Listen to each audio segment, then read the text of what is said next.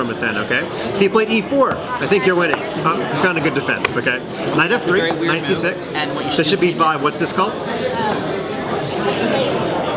What's the name of this opening? Do you know? Don't go here, because now you're playing. It's called the Ruy Lopez, okay? Or if you want to sound international, you can call it the Spanish, okay? If you eat this knight, this pawn's going to be a little bit loose, right? Yeah. You don't always want to do it right away, but anyway, he stopped that anyway. He played d6, okay? So obviously you're not going to take the knight now. Which piece is better, the bishop or the knight? Yeah, the bishop, because is the knight able to move? The knight is in a, finish my sentence, a pin. And what do we do to pin pieces? You don't want to block these pawns. Those pawns you attack them. Now, I don't see a way to attack the knight in a good way here, okay? Obviously, you're not going to play knight d4 and lose your knight, okay? The best piece to attack a pin piece with is a pawn. The pawn's like the penny of chess, okay? If something costs a penny, you're going to buy it, right? Okay. None of your pawns can reach the knight. It's going to take you 2 moves. Which one of your pawns can get close to the knight? Yeah, so what do you think is a better move next time he pins your knight? D5 is what I like here. Exactly. And if he does nothing, where's the pawn going to go next? Bishop takes e6. Yeah, and then you win the knight more than likely, okay? And if he does take... That's absolutely crazy. You take with the knight, and are you still putting pressure on the pinned piece? Yeah. He can go here on the next turn, but your pieces are much more aggressively placed, okay? When a pawn is 2 squares forward, let's just take a look at the pawns here. When a pawn is 2 squares forward, he's attacking more important squares than this pawn. So the pawn's only attacking these 2 squares, which aren't quite as important because they're not as far up the chessboard. Plus this bishop, you know, is kind of blocked in, right? So every grandmaster in the world would prefer white in this position. At least I think so. Okay. I don't want to speak for all 1,000 grandmasters. Okay. Let's go back to the game. So the move you played was completely reasonable, knight c3, but it doesn't put pressure on your opponent at all, right? He can do whatever he feels like doing there, okay? He played bishop g4, okay, what's he doing to your knight? He's pinning your knight, okay? The difference is that this is called a relative pin. Your knight technically is allowed to move, isn't it? His knight is absolutely pinned, okay? Let me show you why that could be important for you one day, okay? Let's just pretend that I change the pawn structure a little bit, okay? If he ever puts pressure on your pin piece, you have a very surprising move here. I don't know if you've ever seen this tactic before. Oh, yeah. You could unpin your knight. Perfect, good defensive move, okay? But I'm gonna blow your mind right here. Are you ready? Are you ready? You're gonna do a move and you're gonna wonder, why is this guy blundering? I'm gonna play knight takes knight. Okay. Now either I've lost my head or I've seen a little bit further into the position. Which one do you think it is? You're very nice. You were not, and I wouldn't be here coaching if I hung my queen every move, right? At least I hope not, okay? If he takes our queen, notice his light squared bishop is way down the board. That makes all of these light squares quite weak. What do you think your follow-up move is going to be? You got it. Yeah. And my only legal move is this, right? Right. Notice if my pawn was back here, I could defend myself, right? But you see how cleverly I changed the pawn structure to make it a lesson? Okay. When the queen moves here, probably you take with the bishop. And now you've already won a knight. You could take that bishop whenever you want. You could also take here and make a fork. You have so many good options, right? Okay. So I'm just trying to show you the difference between an absolute pin and a relative pin, okay? I don't see any tactics here with your knight, but be advised there are some times where you could move that knight, okay? So bishop to g4, you played knight to d5, okay? In general, don't move a piece twice in the opening. Oh, your bishop's here, thank you for correcting me. Don't move a piece twice in the opening unless you've got a really good reason, okay? The knight is probably just fine on c3. Here's the danger. If I play knight f6, and you ever capture me, which you might very well do, right? Because if you don't, I could take your pawn or something, and I take back with something, your knight moved how many times? And then that doesn't do anything. Wasted moves, right? Yeah, because my knight moved how many times?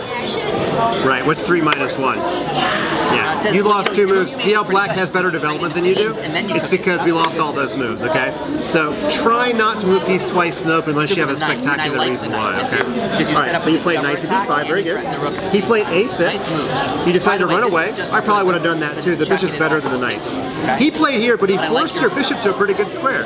Your bishop's aiming at the middle of the board and maybe one day f7. Yeah. Wouldn't it be nice though if your knight was back here not blocking your bishop? Yeah, okay. So bishop to b3. You're doing fine. He's putting pressure on the pin piece. I'm not that worried yet, because if he ever takes this guy, and you take with the pawn, have you castled yet? No, could you still castle that way later on? You could. And if he ever castled this way, who's going to have the best rook on the board if he castles this way? Yeah, you did. You did the right thing. Yeah, what's the best rook going to be? That rook's buried. That rook's not good. Rooks hate pawns, right? They can never go through a pawn. Start taking Yeah, maybe a long way down the road, but one of the rooks in the chessboard can become a pretty awesome piece right away. You got a helper over here. It has an open file, right? Rooks hate pawns, right? Okay. If he castles this way, he's already exposed his king, right? If he castles this way, you already have a line to attack. So I'm showing you that double pawns are not the end of the world. If you castle, though, and then he takes and takes, it'll be your own king that's open, right? And you've probably seen this checkmate a million times. He's going to put his bishop here. The bishop's kind of like a seatbelt. You know, seatbelts go diagonally, right? You can't move when the seatbelt's on you. And when the rook moves, show me how black checkmates you when 2 moves. It says rook. You know this one. Exactly. Whoa, whoa, that's against the rules. You're reinventing chess. King slides over, and queen and helper mate. I was trying to. There you go. Very good. So, to make a long story short, is this pin annoying? Yes, but it's not fatal unless you castle, right? What you might want to do is play c3. Isn't this knight pretty awesome? I don't like this pin to just linger and linger, okay? You ever see those cartoons where there's like an anvil over the guy's head and we're just waiting for it to fall? A pin feels that way to me. Play c3, get rid of the pin, and your position will sort of sort itself out, okay? Let's keep going on. Uh-oh, you did castle. Hey, every loss is a lesson. This is your lesson, okay? All of the other mistakes you've done in the game have been really minor, okay? They haven't been anything that you're going to lose the game over. Castles, though, do you understand why that's not such a good idea? Okay, answer your way. Exactly, okay? I know when you're first learning how to play chess, Mr. Skunk Frog says castle early, but you're in the big leagues now, okay? There are exceptions to every rule, and this is one of those exceptions. He's seen this too. He has? Okay. Yep. So catastals, and he played knight f6. If I were him, I would probably just take and go for my checkmate, okay? Because after takes and takes, when I go here, if you save your rook, I mate you. You probably want to play a move like this to guard the queen's entry square, but it still costs you a rook for a bishop, right? You still have to lose material. Okay. So I wouldn't delay if I was black. I'd go ahead and do it. Knight f6, queen to e1. I know the pin's annoying, but you have to guard the knight. Now it's 2 against 1. Now I'm going to change everything I said ever. I would actually take with the bishop. Why is taking with the bishop better than the knight this time? This is a fun position.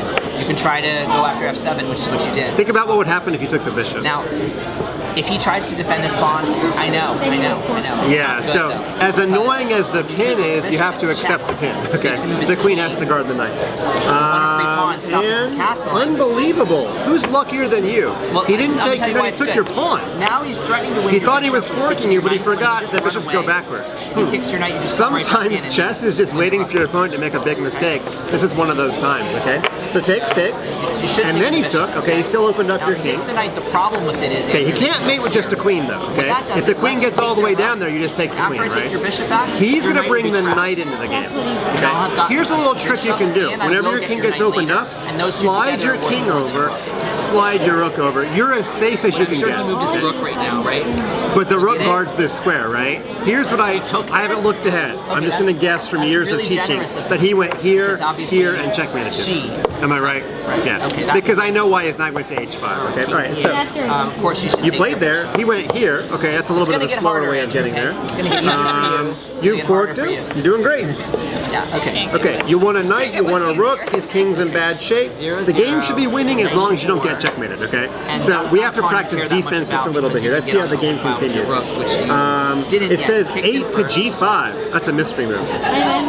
I know what you meant. Okay, so queen to It says g5. You played pawn to H5, d4. which is Brilliant discovered completely attack. I ignoring your love it. threat. It says knight to e4. I'm going to guess that means f4. Okay, are you ahead in this You can game? get your bishop in here, check, and then force your And trade. point. You wanted more pieces. That's Yeah, good. remember you won the knight, you won the rook, right? What do we do when we're ahead in a chess game? About that. You just move the queen. What's that? Also kick the bishop. We trade, right? Are you also being attacked? I bet you would. By the way, the queen, What's that? has other places. He's threatening mate. I'd call that an attack, right? Okay.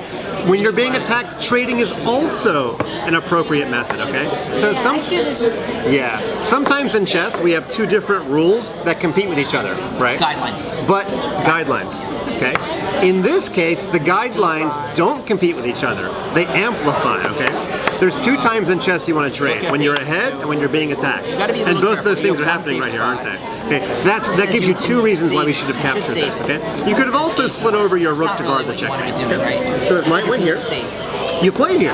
Oh, you actually played it. Okay, you sold yourself short before when somebody didn't play it. His queen went to h5. Now he's going to invade here, and then he's going to checkmate you in 2 moves. Okay, so you played here, and he took. And it was checkmate. Okay, so let's play a little defense here. If you had defended this pawn, you probably would have survived. Okay, show me one method of defending the pawn, and we'll call it a lesson. Okay, play careful. From now on, super careful. Anything that guards the pawn is Miles, did you write it down? Bishop backward, right? Okay. Now maybe there's some fancy way of ignoring him and coming and checkmating him. Okay, but as a general guideline, as my friend Skunk Frog says, you want to answer an attack with a defense. Okay, try not to answer an attack with an attack if you can. I don't know, but he was. I don't know if this leads to mate or not. Okay, so bishop back to d1. All right. So you learned a lesson, right? Trade when you're ahead. Trade when you're being attacked. Okay, and when the guy has that pin, don't castle into the pin like that. Okay. I don't think you need to. All right, buddy. Good lesson. Good luck the next couple of years. C4.